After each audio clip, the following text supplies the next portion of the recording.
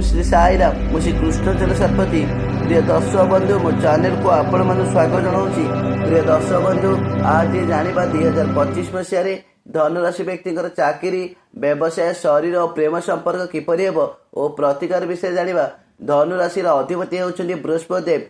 ज्योतिष शास्त्र अनुसार धनुराशि वार्षिक राशिफल केमिति अछि ताहा जानिबा।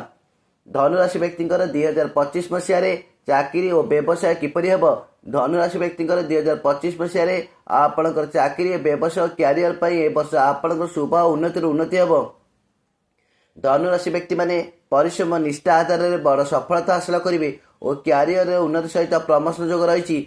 2024 वर्ष में आपण जो कार्य समाप्त करना और कार्य अटकी जाइए वर्तमान नूतन वर्षर आगमन से शीघ्र सफल हेब और शनि बृहस्पति देव राशि परिवर्तन जोगु आपण कार्य क्षेत्र में परिवर्तन जोग अच्छी। आपण निज क्यारियर बड़ दायित्व नहीं पारती।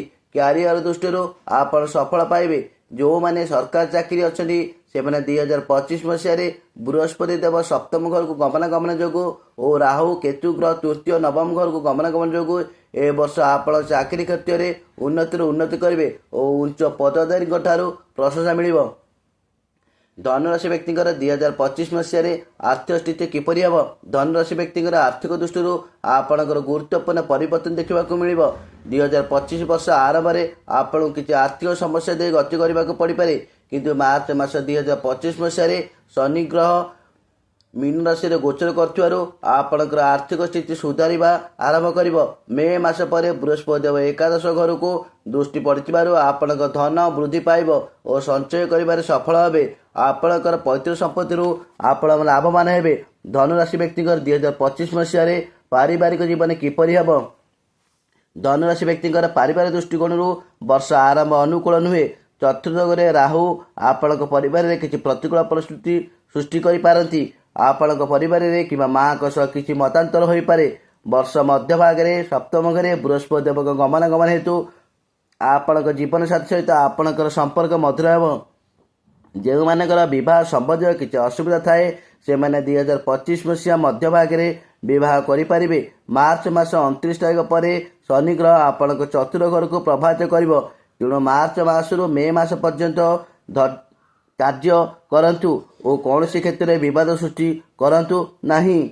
धनुराशि व्यक्ति 2025 मसीह प्रेम संपर्क किपर रहिब।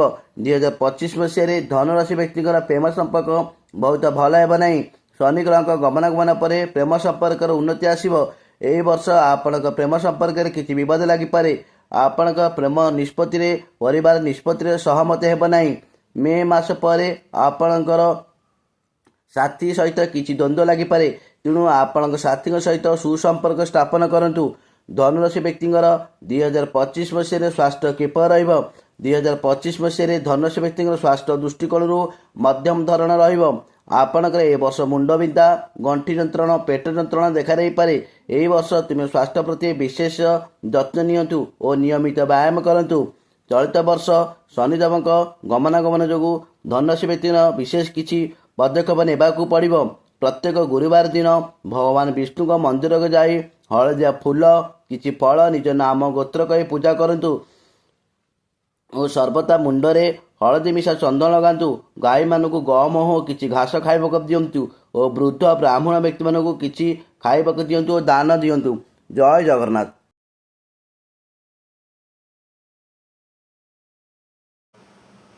प्रिय दर्शक बंधु जदि मो भिडियोटी आपण मानक भल लगुଥାଏ तेबे भिडियो रे लाइक देबे कमेंट करिवे एवं भिडियोटी को शेयर कर देबे आउ चैनल टी को सब्सक्राइब करने को भूलिबे नहीं। जय जगन्नाथ।